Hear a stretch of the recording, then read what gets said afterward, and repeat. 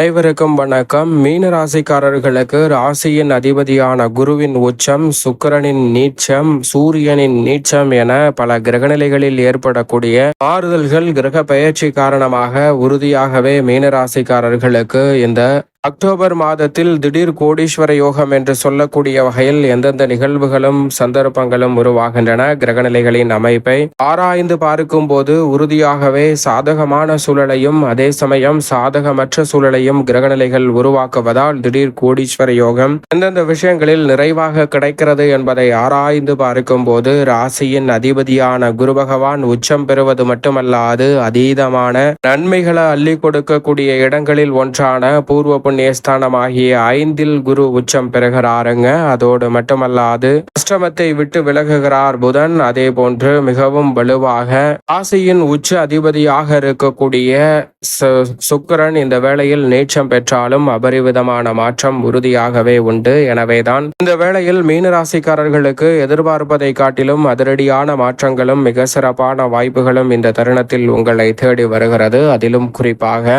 மீனராசிக்காரர்களை பொறுத்த வரைக்கும் இந்த மாதத்தில் மிக பெரிய அளவில் அதிரடியான வளர்ச்சியும் நன்மையும் நிறைவாக கிடைக்கக்கூடிய வகையில் ராசியின் அதிபதியான குரு மிகவும் வலுவாக உச்சம் பெறுகிறாருங்க. பொதுவாகவே குரு பகவானை பொறுத்த வரைக்கும் நவ கிரகங்களிலே அதீத நன்மையை அள்ளி கொடுக்கக்கூடியவராகவும் வானியல் அரசன் நவ கிரகங்களின் தலைவன் என்று அழைக்கக்கூடிய குரு பகவான் மனித வாழ்வில் அபரிவிதமான வளர்ச்சியையும் முன்னேற்றத்தையும் அள்ளி கொடுக்கக்கூடிய அற்புதமான கிரகமாக இருப்பதோடு மட்டுமல்லாது மனித வாழ்க்கையே தலைகீழாக புரட்டி போடக்கூடிய அளவிற்கு ஆற்றலும் வல்லமையும் பெற்றவராக உறுதியாக பார்க்கப்படுகிறார். அவர் இந்த வேளையில் அபரிவிதமான மாற்றத்தை ஏற்படுத்தி கொடுக்கக்கூடிய வலுவான அமைப்பில் வலம் வருவதால் நீங்கள் எதிர்பார்ப்பதை காட்டிலும் மிக பெரிய அளவிலான வளர்ச்சி முன்னேற்றம் என்று சொல்லக்கூடிய வகையில் மிக சிறப்பான வாய்ப்புகளையும் சந்தர்ப்பங்களையும் இந்த வேளையில் ஏற்படுத்தி கொடுக்க போகிறார். எனவே தவற விடாமல் இந்த தருணத்தை சரியாக பயன்படுத்திக் கொள்வது நிச்சயமாக மீனராசிக்காரர்களாகிய உங்களது கையில் தான் இருக்கிறது. அது மட்டுமல்லாது குரு பகவான் அதீத நன்மைகளை அள்ளித்தரக்கூடிய இடங்களில் ஒன்றாக கருதக்கூடிய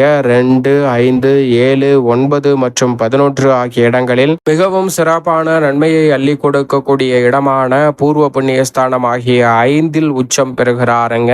எனவே மிக பெரிய அளவுல வரவேற்கத்தக்க ஒரு சிறந்த அமைப்பாக நிச்சயமாக இந்த தருணத்தை மிதுன ராசிக்காரர்கள் பெறுவதை காட்டிலும் மீன ராசிக்காரர்களுக்கு அபரிவிதமான வளர்ச்சி உண்டு. ஏனென்றால் மிதுன ராசிக்காரர்களுக்கு ஜென்மத்தை விட்டுதான் விலகுகிறார். ஆனால் மீன ராசிக்காரர்களுக்கு பூர்வ புண்ணியஸ்தானமாகிய 5ல் அமர்கிறாருங்க. எனவே நீங்கள் நினைப்பதை காட்டிலும் மிக பெரிய அளவில் அசூர வளர்ச்சி கிடைப்பதோடு பொன்பொருள் சேர்க்கை போன்ற அனைத்தும் நிறைவாக அமைவதோடு பூர்வீக சொத்துக்கள் ரீதியான பிரச்சனை, மாமன் மைத்துனர் வழியில் இருக்கக்கூடிய பிரச்சனைகள் விலகும். நீதிமன்ற வழக்குகள் உள்ளிட்ட பல சிக்கல்கள் இந்த தருணத்தில் விலகும். தேவையில்லாமல் வீண் பழியை சுமத்திய சூழலில் அந்த வீண் பழி மறையக்கூடிய வகையில் பல அதிரடியான மாற்றங்களை நிறைவாக சந்திக்கக்கூடிய வாய்ப்பும் சந்தர்ப்பமும் இந்த வேளையில் நிச்சயமாக உங்களை தேடி வருகிறது. எனவே சரியாக நுட்பமாக நுணுக்கமாக பயன்படுத்திக் கொள்ளுங்கள். நீங்கள் எதிர்பார்ப்பதை காட்டிலும் அபரிவிதமான மாற்றம் இந்த தருணத்தில் உங்களை தேடி வரக்கூடிய நல்ல வாய்ப்பையும் சந்தர்ப்பத்தையும் நிச்சயமாக ஏற்படுத்தி கொடுக்க போகிறது. எனவே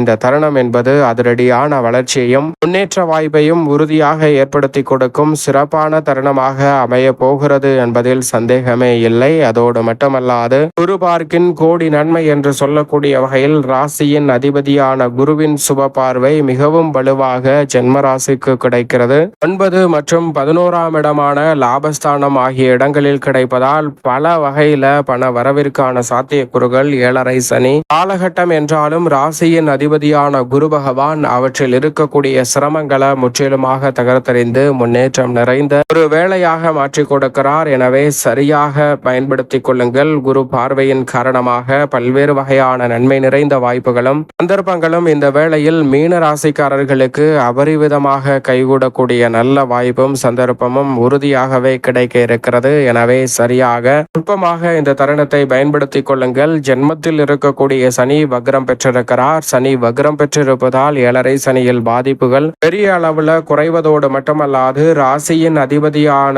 குரு பகவான் உச்சம் பெற்றிருக்கிறார். எனவே சனி பகவானினால் ஏற்படும் தொழில் வியாபாரம் உத்தியோக ரீதியான பல சிரமங்களும் தடைகளும் இந்த தருணத்தில் விலகும். ராசியின் அதிபதியின் அமைப்பால் நிறைந்த நன்மையும் முன்னேற்றமும் உறுதியாகவே அபரிவிதமாக காணக்கூடிய வகையில் மிக சிறப்பான நல்ல வாய்ப்புகளும் சந்தர்ப்பங்களும் உங்களை தேடி வரும். நிச்சயமாக சரியாக இந்த தருணத்தை தவறவிடாமல் மீனராசிக்காரர்கள் பயன்படுத்திக் கொள்ளுங்கள். மேலும் விரயஸ்தானத்தில் ராகு வலம் பெறுகிறார், ஆனால் யோகஸ்தானத்தில் கேது வலம் பெறுகிறார். நிழல் கிரகமான ராகு கேதுவின் அமைப்பை பொறுத்த வரைக்கும் ராகு விரயத்தில் இருந்தாலும் வீண் விரயங்களை சுப விரயங்களாக மாற்றுவதோடு மிக பெரிய அளவிலான நுட்பமான வளர்ச்சியையும் முன்னேற்றத்தையும் அபரிவிதமாக ஏற்படுத்தி கொடுக்கக்கூடிய வகையில் மிக பெரிய அளவிலான நல்ல வாய்ப்பையும் சந்தர்ப்பத்தையும் இந்த வேளையில் உருவாக்கி கொடுக்கிறாருங்க. எனவே மீனராசிக்காரர்கள் நிழல் கிரகமான ராகு மற்றும் கேதுவின் அமைப்பால் இந்த தருணத்தை சரியாக பயன்படுத்தி கொண்டால் மிக பெரிய அளவிலான காரிய தடைகள், சிரமங்கள், சிக்கல்கள் போன்றவை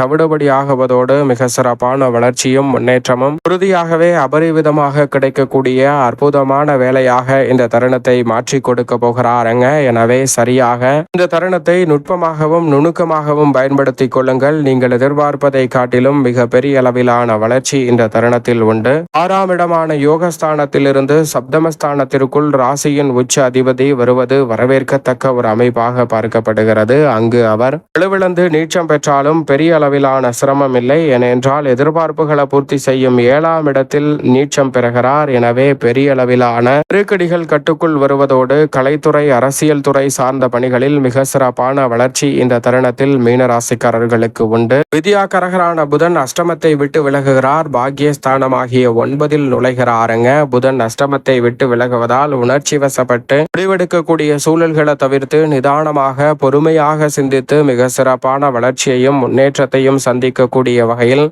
விதமான வாய்ப்புகளையும் சந்தர்ப்பங்களையும் இந்த வேளையில் ஏற்படுத்தி கொடுக்க போகிறாருங்க. எனவே இந்த தருணத்தை சரியாக பயன்படுத்தி கொண்டால் வித்யாகரகரான புதனின் அமைப்பால் நுட்பமாகவும் நுணுக்கமாகவும் பல பணிகளை செய்து மிக சிறப்பான வளர்ச்சியை காணக்கூடிய சந்தர்ப்பம் இந்த வேளையில் உறுதியாகவே உங்களை தேடி வருகிறது. அதோடு மட்டுமல்லாது உஷ்ணகிரகமாக இருக்கக்கூடிய சூரியன் சப்தமத்தில் வலம் வருகிறார். முற்பகுதியில் அவர் அஷ்டமத்திற்குள் நுழைவது நிச்சயமாக வரவேற்கத்தக்க சாதகமான அமைப்பாக இல்லை. ஆனால் அங்கு அவர் வலுவிழந்து நீச்சம் பெறுகிறாருங்க. உஷ்ண கிரகமாக இருக்கக்கூடிய சூரியன் நீச்சம் பெறுவது நிச்சயமாக அஷ்டமஸ்தானம் என்பதால் உறுதியாகவே வரவேற்கத்தக்க ஒரு அமைப்பாக பார்க்கப்படுகிறது. எனவே அலைச்சல், சிரமம் மீனராசிக்காரர்களுக்கு குறைவதோடு மட்டுமல்லாது இந்த ஒரு காரியத்தை கையில் எடுத்தாலும் எளிதில் வெற்றிகரமாக மாற்றிக்கொள்ளக்கூடிய நல்ல சந்தர்ப்பத்தையும் முன்னேற்ற வாய்ப்பையும் இந்த தருணத்தில் ஏற்படுத்தி கொடுக்க போகிறார். எனவே சரியாக இந்த தருணத்தை பயன்படுத்திக் கொள்ளுங்கள். அதோடு மட்டுமல்லாது இந்த வேளையில் செவ்வாயை பொறுத்த வரைக்கும் மங்களகாரகன் என்று அழைக்கக்கூடிய செவ்வாய் இந்த தருணத்தில் அதிரடியான மாற்றத்தை ஏற்படுத்தி கொடுக்கக்கூடிய வகையில் 9இல் ஆட்சி பலம் பெற போகிறார். அஷ்டமத்தை விட்டு இந்த மாதத்தில் விலகுகிறாருங்க.